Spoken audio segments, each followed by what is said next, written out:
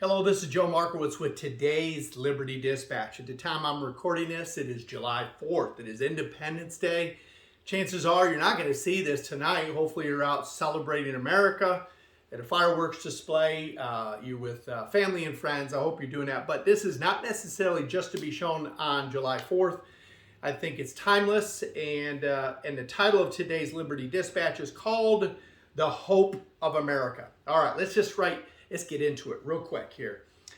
On July 5th, 1852, almost a decade prior to the Civil War breaking out, there was a former slave, an abolitionist. If you study history at all, you know who I'm talking about. You know exactly who I'm talking about. This is Frederick Douglass. And Frederick Douglass gave a speech July 5th, 1852, and it was called "What to the Slave is the 4th of July." Wow. Well, you could see how important this speech was, and I'm going to come back to that. All right, I'm going to come back to that. Let's fast forward to today. You know, if you paid attention to certain talking heads in mainstream media, if you paid attention to college professors, or you paid attention to, say, identity politicians or outrage specialists, you would think that America is the vessel and origin of sin, total embodiment of everything evil, and it must be replaced with a more enlightened, progressive ideal. You know, the politics of grievance and resentment effectively stimulates it. There's a dark side to human nature, and the people that are skillfully able to tap into that resentment and grievances and feelings of anger and inequity and offense. If they're skillful enough, they can tap into those darkest sides of human nature to create even more anger and violence. And so when they're able to tap into that and stimulate that dark side of human nature, to convince people that they're powerless and they're oppressed, and that everything should be burned down and corrected. Now you've got the situation, the potential for something very dangerous, and you're already seeing that in our society over the last year or two or three, and it's pretty ugly. Division and hate and resentment make us angry, and they make us justified. They give people justification for their rage against our fellow citizens. Progressive leaders promise wealth redistribution, reparations, more power, an equalization of everything, more of a socialistic redistribution. And pretty much in order to do that, they must attack the institutions, the social institutions of what made America what it is. Remember, the title of this Liberty Dispatch is called The Hope of America, and I'm going to get to that. But just hear me on out. These institutions, and I'm sure you can come up with more and maybe even say it better than I can, but I just listed ones that make America, our societal institutions, what they are. And this is our American experience, like Judeo-Christian values, how we treat our fellow man, the rule of law in our constitutional republic. If you're going to have a free society, you must have personal responsibility and morality, freedom of speech, freedom of thought, freedom of religion, respect for all people, all different backgrounds, all different races, colors, creeds, respect for all. You may not agree, but you should respect them. Also, the elements and the fundamentals of opportunity and free enterprise and capitalism with our economic system and self-determination, removing all bounds for people to work hard and sacrifice and achieve something and to elevate their lives. There's no caste system. There's no bounds to what a human being can do if they really want it bad enough. These are elements of our American experience, our institutions. How about the institution of we the people? The institution of limited government, that the power is with the people, and that and those limits to government are defined in our U.S. Constitution. I know you can go on more and more in terms of our American institutions. These are the ones that I wrote down. But the voices that are trying to incite rage and anger and division, and it's all driven because a desire to control people. Big government is about control. Less government is about freedom. We've already talked about this many times. Anger and rage and violence and silencing your opponents. Subversion of real discourse becomes all justified. All of this even becomes virtues. And this would destroy our American society. So all this resentment, all this banishment of our enemies, canceling people, silencing your opponents, is all part of a movement. I call it the enlightened progressive movement. I've actually spoke about the religion of progressivism in other Liberty Dispatches. These are all called virtues. These virtues are built upon fear of fear that how do I say it? A fear that that other people have been treated better than you, and you've been oppressed, and that and you must create fear without society or within society to be able to bring other people down so you can be elevated. And that's another topic altogether. Payback is for this perceived oppression is all part of the new revolution. There is no consequence or shame for people that want to riot, to burn, to tear down statues.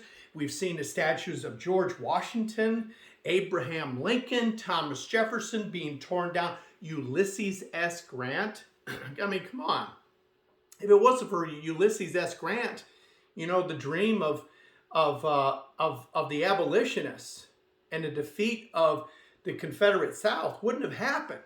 The Emancipation Proclamation wouldn't have been manifest if it wasn't for Ulysses S. Grant. I wish people would just study their history. Critical race theory is being pushed into our public schools, which all that does. And challenge me on this if you want to. Let's have some civil discourse on this one. But all it does is it causes more division, more hate, more discussions about privilege and inequality, and it doesn't bring us together. So a lot of this. Let's get back to Frederick Douglass. Frederick Douglass, while he really, really called out the leaders of the day about the hypocrisy of Americans and American leaders because they were not fulfilling and living by those founding documents and the immortal words in our Declaration of Independence, but he still didn't throw out, and he still did not want to crash it all down and burn it all down. In fact, he called the founders 20 times. He called them your fathers. He rightfully called out the leaders of the day by saying, quote, "This 4th of July is yours, not mine." And you know what? He was true at the time. Absolutely true. But he put his hope in the founders and their ideals and what was immortalized in the Constitution and the Declaration of Independence. He dismissed the idea that the U.S. Constitution was racist or pro-slavery. In fact, it was, in his own words, quote, neither warrant, license, nor sanction of the hateful thing. He stated that the Constitution, quote, the Constitution is a glorious liberty document. His quest and his hope for a better future for all races, not just the black race, the brown race, and any other race in the United States of America, was based upon the words of our Declaration of Independence, immortalized by our founding fathers, which said, we hold these truths to be self-evident, that all men are created equal, and that they're endowed by their Creator, our Creator, with certain inalienable rights. Among these are life, liberty, and the pursuit of happiness. So let's kind of pull this thing together. So if you would just read your history, if you would just understand your history, especially the great abolitionists of the time, they, just about all of them, cited the founding documents as the reason for calling out hypocrisy. On July 4, 1776, the formal birth date of our nation, shots had already been fired in Lexington and Concord almost a year prior to that. Americans had already died and spilled their blood in battle against the English. George Washington was already in the field with his Continental Army. All right, starting in June, prior to the signing of the Declaration of Independence, the Second Continental Congress had convened in Philadelphia debating whether or not they should break from England. Of course, they all knew, all the delegates at this assembly knew that this was going to be treason, and treason is punishable by death. It was decided to construct a declaration to remove all doubt. Thomas Jefferson, as you know, I'm going quick here, Thomas Jefferson was tasked with writing. It took him about 2 years to write the first draft, and it was not necessarily original. I mean, he drew from words like through the of the ages, from the Greeks and the Romans, the Magna Carta, philosophers like John Locke, the Bible, some of the great sermons of the day, to put together masterfully and brilliantly this document. And now Congress debated on the words and edited those words. All came out to about 1,322 words. On July 1st, Congress took up the resolution to break away from England on July 1st. John Adams called it the greatest debate of all. I mean, the impact of that debate for all Americans of all generations, worldwide, all the nations around the world for all time, was based upon what happened at that debate. Well, on July 2nd, my birthday, all right, July 2nd, the vote was taken and the resolution passed that they were going to break with England, which, can you imagine? Can you imagine the gravity of that? And July 4th, the final text of the Declaration of Independence was approved. July 5th, the presses were cranking, getting copies out across the colonies. July 9th, George Washington declared that that the Declaration must be read to his troops in New York City. You know, those 56 signers, I mean, they pledged their lives, their fortunes, and their sacred honor. Their sacred honor. It is no idle pledge. And I'll just finish up saying this. 9 signers died from wounds during the Revolutionary War. 5 were captured by the British and imprisoned. Many had their wives, their children imprisoned, killed, left penniless. 12 signers had their houses burnt down to the ground. 17 lost all that they had owned. Not a single, listen to me, not a single signer defected or renounced their commitment to pledge their lives, their fortunes, and their sacred honor.